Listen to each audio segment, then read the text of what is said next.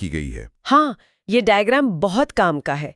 इसमें समझाया गया है कि एक ईंट मतलब ब्रिक की तुलना परमाणु से की गई है और उस पूरी दीवार की तुलना अणु यानी मॉलिक्यूल से की गई है। अच्छा देखिए, इस चित्र में एक तीर का निशान भी है, यानी जैसे एक एक ईंट मिलकर पूरी दीवार खड़ी कर देती हैं, ठीक वैसे ही परमाणु मिलकर अणु बनाते हैं। बिल्कुल। ये ईंट और दीवार वाला लॉजिक अगर दिमाग में बैठ गया ना, तो एग्जाम में परमाणु और अणु का अंतर कभी गलत नहीं होगा। सही कहा। पर एक सवाल दिमाग में आ रहा है, अगर परमाणु सबसे छोटी ईंट है तो क्या उस ईंट के अंदर भी कुछ होता है या वो अंदर से ठोस होती है? चलिए दूसरी हेडिंग देखते हैं। हाँ, दूसरी हेडिंग है परमाणु की संरचना यानी स्ट्रक्चर ऑफ एटम। और आपके सवाल का जवाब है हाँ, एटम के अंदर भी अपनी एक दुनिया होती है। मुख्य रूप से 3 कण होते हैं इसके अंदर। 3 कण? मतलब वो सबसे छोटा हिस्सा भी और छोटा है? सही पकड़ा आपने। अब मैं इस टेबल को डिकोड करती हूँ बिल्कुल ब्लैक बोर्ड स्टाइल में। देखिए, पहला कण है प्रोटॉन। इस पर धनात्मक यानी पॉजिटिव चार्ज होता है। और ये रहता कहाँ है? ये एटम के बिल्कुल सेंटर में होता है, जिसे नाभिक या न्यूक्लियस कहते हैं। ओके, तो प्रोटॉन पॉजिटिव है और न्यूक्लियस में रहता है। और दूसरा कण? दूसरा कण है न्यूट्रॉन। इसके तो नाम में ही न्यूट्रल छुपा है, यानी इस पर 0 चार्ज होता है, बिल्कुल निष्क्रिय। और ये भी वही न्यूक्लियस में प्रोटॉन के साथ बैठा रहता है। अच्छा, दोनों सेंटर में बैठते हैं। तो फिर तीसरा कण कहाँ है? तीसरा कण है इलेक्ट्रॉन। इस पर ऋणात्मक यानी नेगेटिव चार्ज होता है, लेकिन ये न्यूक्लियस के अंदर नहीं होता। ये उस सेंटर के चारों तरफ गोल गोल चक्कर लगाता रहता है। यानी सेंटर में प्रोटॉन और न्यूट्रॉन और बाहर चक्कर लगाते इलेक्ट्रॉन्स। एग्जैक्टली। इसे हम उस स्टेडियम वाले उदाहरण से भी तो समझ सकते हैं। अरे हाँ, बिल्कुल, बताइए बताइए। जैसे एक बहुत बड़ा फुटबॉल स्टेडियम है, उसके बिल्कुल बीचों बीच एक छोटा सा कंचा रखा है। वही कंचा हमारा न्यूक्लियस है। और जो स्टेडियम की आखिरी सीट पर मक्खियां उड़ रही है ना, वो हमारे इलेक्ट्रॉन्स हैं। बाकी पूरा स्टेडियम खाली है। ये एनालॉजी बहुत ही शानदार है इस संरचना को इमेजिन करने के लिए। और देखिए, नोट्स के एंड में यहाँ एक पॉइंटर दिया है जिस पर मुझे खास जोर देना है। नाभिक यानी न्यूक्लियस बराबर परमाणु का केंद्र। एग्जाम्स में ना ये सीधा सवाल आता है कि परमाणु का सेंटर क्या कहलाता है। तो जवाब है नाभिक। क्लियर है। अब जब हम इन 3 कणों के बारे में जान गए हैं, तो इन्हें गिना कैसे जाता है? मेरा मतलब है, पता कैसे चलेगा किस एटम में कितने कण हैं? इसके लिए हम तीसरी हेडिंग पर आते हैं, परमाणु के उदाहरण और गणना। यहाँ एक नीले रंग का बॉक्स है जिसमें एग्जाम्पल्स दिए हैं। सबसे पहले हाइड्रोजन को लीजिए। इसमें बस एक प्रोटॉन और एक इलेक्ट्रॉन होता है। सबसे सिंपल। और ऑक्सीजन में? ऑक्सीजन में 8 प्रोटॉन और 8 इलेक्ट्रॉन होते हैं। बस इनकी गिनती ही किसी भी एलिमेंट की पहचान तय करती है। अरे वाह, यानी नंबर्स का खेल है सब। लेकिन इन नंबर्स से वो क्या कहते हैं, मास और एटॉमिक नंबर कैसे निकालते हैं? हाँ, वही अगले हरे रंग के बॉक्स में समझाया गया है। यहाँ 2 जरूरी फॉर्मूलाज हैं। पहला, परमाणु संख्या यानी एटॉमिक नंबर। ये हमेशा प्रोटॉन की संख्या के बराबर होती है। अच्छा, तो मतलब अगर ऑक्सीजन में 8 प्रोटॉन है, हाँ, तो उसका एटॉमिक नंबर भी 8 ही होगा। एकदम सही। अब दूसरा फॉर्मूला देखिए, द्रव्यमान संख्या यानी मास नंबर। मास निकालने के लिए आपको प्रोटॉन और न्यूट्रॉन दोनों की संख्या को जोड़ना होता है, क्योंकि सारा वजन तो न्यूक्लियस में ही होता है ना। हाँ, स्टेडियम वाला कंचा। तो क्या हम इन फॉर्मूलाज की प्रैक्टिस के लिए किसी और एलिमेंट का एग्जांपल ले सकते हैं, जैसे कार्बन? बिल्कुल। यहाँ सबसे नीचे लाल बॉक्स में कार्बन का ही एग्जाम्पल दिया गया है। देखिए, कार्बन के न्यूक्लियस में 6 प्रोटॉन और 6 न्यूट्रॉन होते हैं। तो बताइए, इसकी द्रव्यमान संख्या क्या होगी? बहुत आसान है। 6 प्रोटॉन और 6 न्यूट्रॉन को जोड़ा तो जवाब आया 12, यानी कार्बन की द्रव्यमान संख्या 12 है। सही जवाब।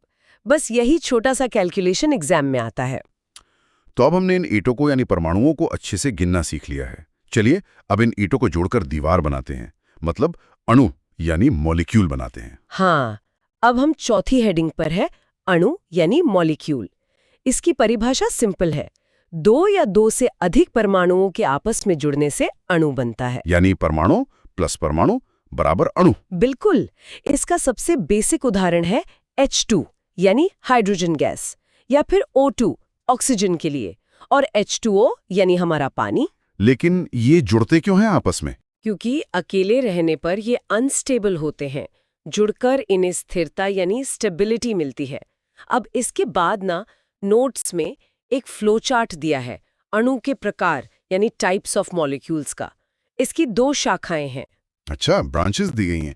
पहली ब्रांच क्या कहती है? पहली शाखा है समपरमाणुक अणु यानी होमोएटॉमिक। इसका मतलब है एक ही प्रकार के परमाणु।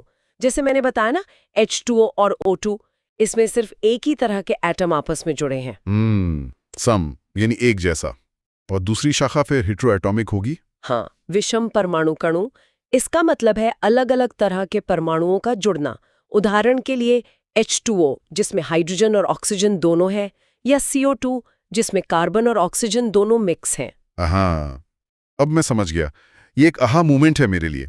यानी H2 में दोनों परमाणु एक जैसे मतलब सम है, लेकिन H2O में हाइड्रोजन और ऑक्सीजन का मिक्सचर है, तो वो विषम हो गया। एकदम परफेक्ट एनालिसिस है आपका। लेकिन एक छोटा सा डाउट है। हम बार बार H2O, CO2 जैसी चीजें देख रहे हैं। ये सूत्र या फॉर्मूला असल में हमें बताते क्या हैं? ये बहुत अच्छा सवाल है और यही हमारी 5वीं हेडिंग भी है, रासायनिक सूत्र और प्रमुख अंतर। देखिए, रासायनिक सूत्र यानी केमिकल फॉर्मूला हमें ये बताता है कि किसी अणु में कितने और कौन-कौन से परमाणु हैं। यानी एक तरह की रेसिपी है ये। हाँ हाँ, बिल्कुल रेसिपी की तरह।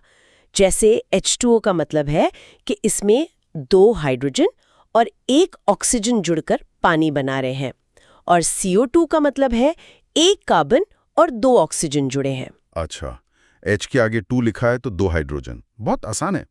अच्छा, नोट्स में इसी हेडिंग के नीचे एक टेबल दी हुई है परमाणु वर्सेस अणु के प्रमुख अंतर की। इस पर चर्चा कर लें? जरूर। ये टेबल 3 प्रमुख आधार पर बनी है। पहला आधार तो परिभाषाई है, जो हमने शुरू में देखी।